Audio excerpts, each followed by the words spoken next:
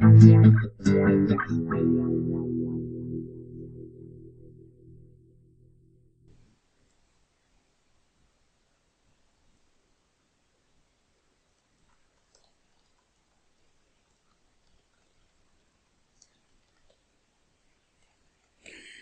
to yet another Git tutorial video where I'm going to talk a little bit more about Git submodules.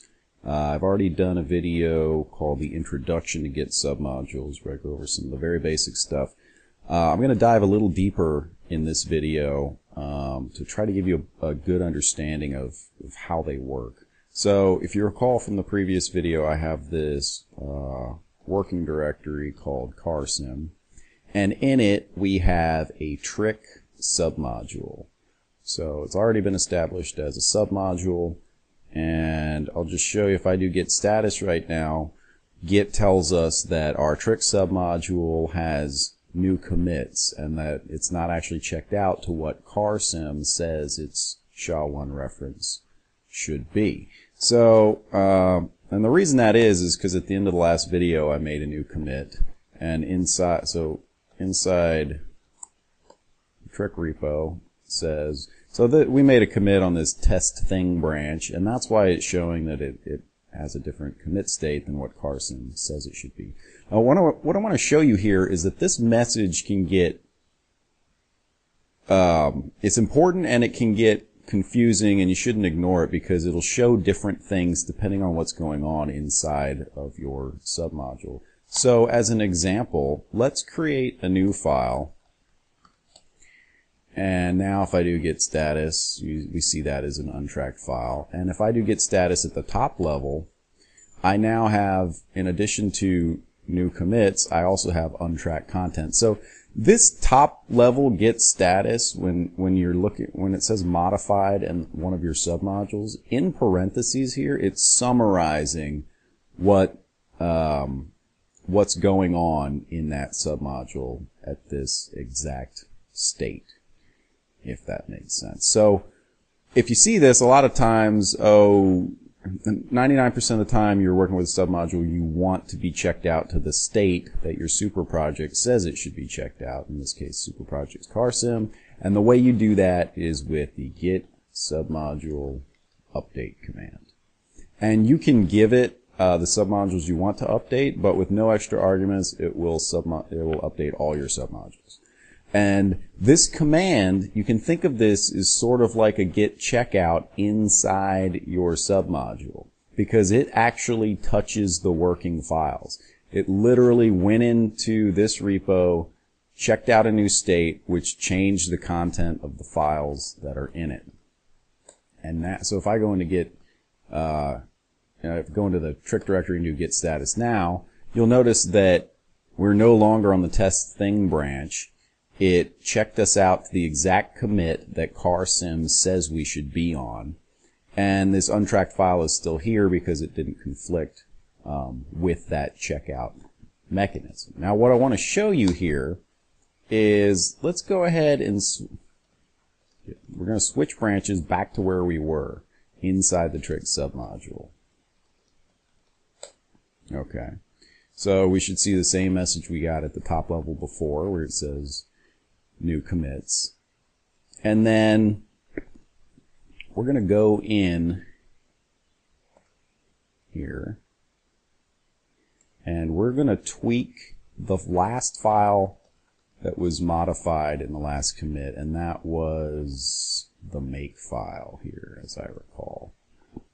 So I believe if we look in this file, yeah, at the end I put this, tweak this command and committed it.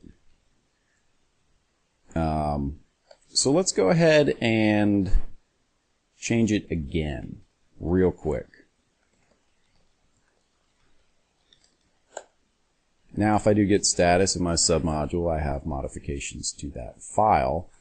Now let's go up a level and let's try that same git submodule update and see what happens. Submodule. You need to be able to type. It's a prerequisite. Check this out. This is what I wanted to show you. It says, error, your local changes to the following files would be overwritten by the checkout makefile. So that should make sense to you if you understand what a submodule update does. It's actually doing a git checkout under the hood, but git is always safe, and it won't let you overwrite modifications that it thinks you might want. So it says, please commit your changes or stash them before you can switch branches. So I just wanted to show you this because if you're actively working in one of your submodules and it's in a dirty state, then when you need to do a submodule update at the top level, it's going to yell at you because it won't let you switch references because you'll overwrite work that's in there. So that's not too big of a deal. You just got to be aware of it.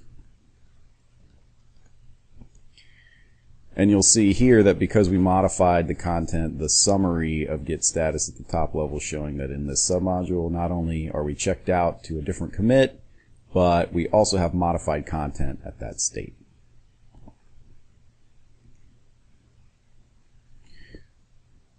So I'm going to reset this to what it was before, but before I do that, I want to show you a pretty helpful command. It's called git submodule status. Check this out. And when you hit enter, it'll show you for all your submodules a summary of what your super project, in this case CarSim, says the submodule should be checked out to. So in this case, this is reporting CarSim says this should be on 59B5. Is that correct? Okay, no, I said that wrong. Take that. I was misspeaking. Forgive me. Okay, what this is showing you is exactly where your submodules are, not what they should be. But it also gives you a hint. So you see this little plus right here? This is saying that, hey, you have a submodule called trick, and it's currently checked out to this state. And the plus means that it is not checked out to what CarSim says it should be. So that's kind of a tiny little indicator, but when you have a lot of submodules, you can see them all summarized here all at one time. And so if we do a git submodule update to bring this back to the commit CarSim says it should be, the plus will go away. And we're going to do that real quick, but before we do, we have to get rid of this change because it won't let us check out our dirty working tree inside our submodule. So now, if we do, I just want to show you what it looks like before, git submodule update, and then git submodule status again. Now it shows us, notice the plus is gone, and we are on the CFE commit that CarSim says we should be on. And if you do a git status, you will notice that we are perfectly clean and up to date with origin master.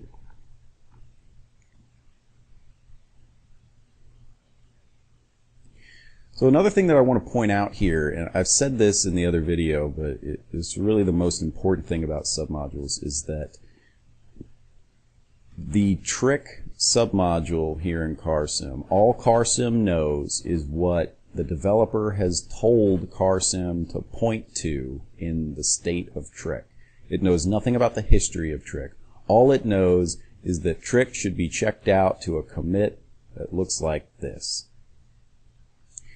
And we can specify that at any time, in any way we want to in the development of the history of this repo. So, for example, let's go into trick, and let's say, for whatever reason, let's say this commit that we made is broken, and all these other are broken, and we hear that, hey, we want to go back to this commit, and we want CarSim to reference this commit, 80FB. So, how we would do that is we're in the trick repo. Let's just git checkout directly to that commit. Oops, that's the wrong paste buffer.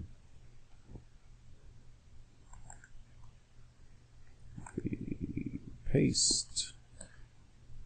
And you'll notice that we are checked out to a detached head at that commit. That's okay. You don't have to be on a branch in a submodule to tell the top level repo to reference it. That's not required at all. So if I do git status at the top level now, it'll say, like we've seen before, the submodule trick is checked out to a commit that's different from what it says it should be at. And if we want to go back, we want to tell CarSim to reference this 80FB commit, then the way we do that is by git adding the current state of it at the top level. So we stage this change, and the change being what is our reference to trick in the index, and then we commit it. Changed reference of trick submodule to go back to better state. Write it, and we've successfully changed what our local CarSim says the trick submodule should be pointing at. So if we do git status, we notice that everything's clear and we are ahead by one commit.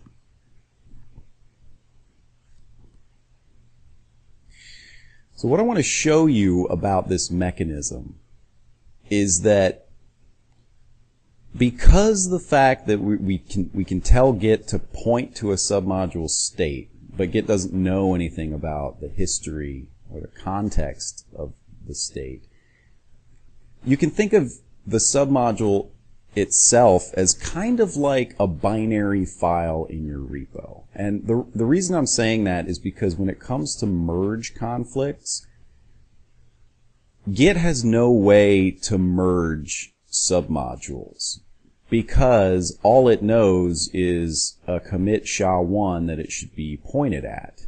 And so if I change it to that 80F commit and this other guy, Bob, changes it to 4DC commit, then when we merge with each other, we will get a merge conflict, regardless of the content underneath, because we told each individual CarSim repo to point at two different trick states, right? So I think I want to show that real quick, if I can. Forgive me, I'm doing this on the fly here. I have another CarSim just cloned in the temp area, and if I do git status in here, it's up to date with origin master. Now git submodule status will show the CFE commit, right? And in our development area, in not the temp area, we changed it to the 80F commit. So let's go ahead and separately change it to something else, because I want to show you what the conflict looks like. So we're gonna, in this one, we're gonna go into trick and we're gonna pick a different commit. Let's say let's go further back in time, 119E. Let's grab this guy.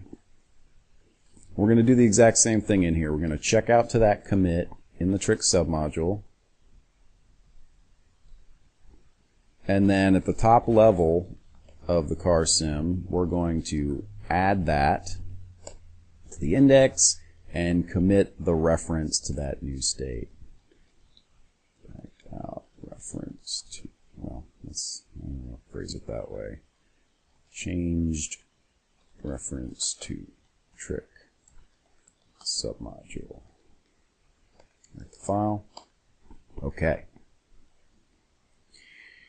Now let's say that we want to, this is sort of showing an example of, well, we have two developers working in the CarSim repo. Both of them changed what CarSim should point to with respect to the trick submodule.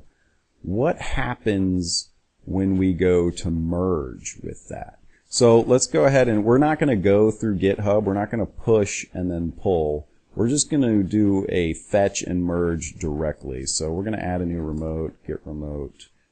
We'll just call it Dan, and the path to that is home Dan dev CarSim. And then we're going to git fetch Dan. And this is what I want to show you. We want to merge with this remote, and when we do, we're going to get a merge conflict. Git merge Dan master. Check it out.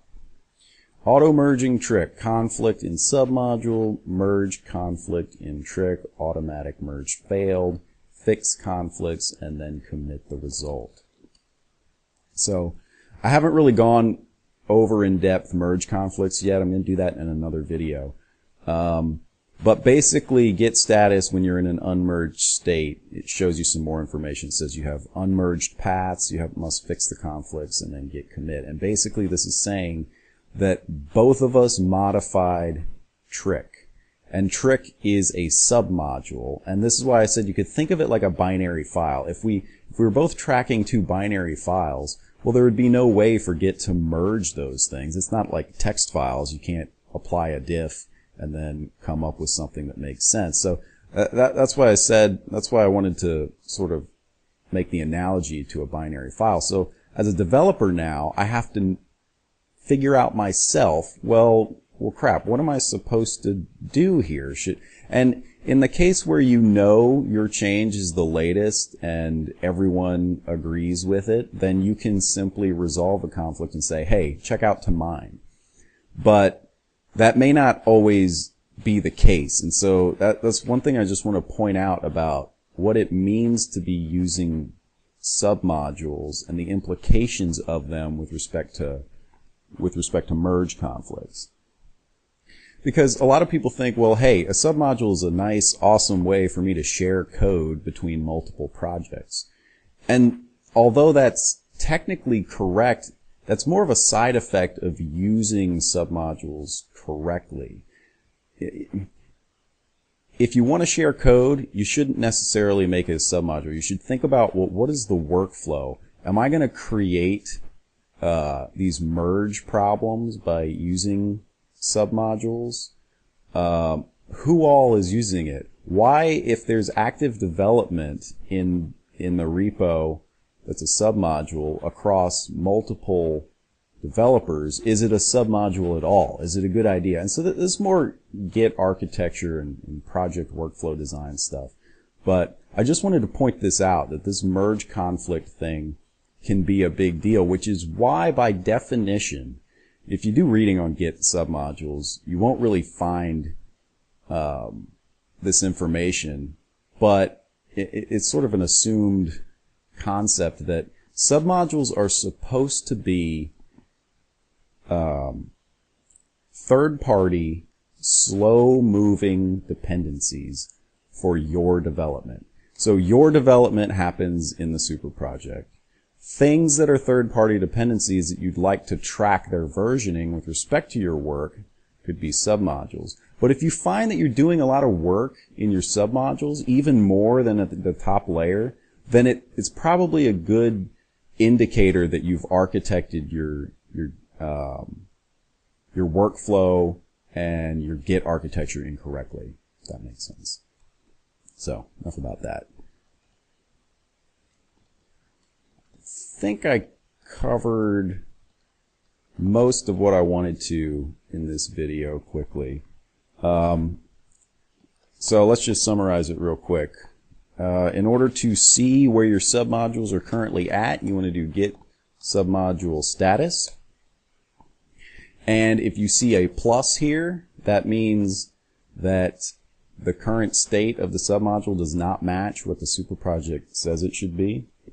In order to enforce that your submodules are at the location your submodule says it should, or your super project says it should be, use git submodule update. In this case, it was already updated, so nothing happened.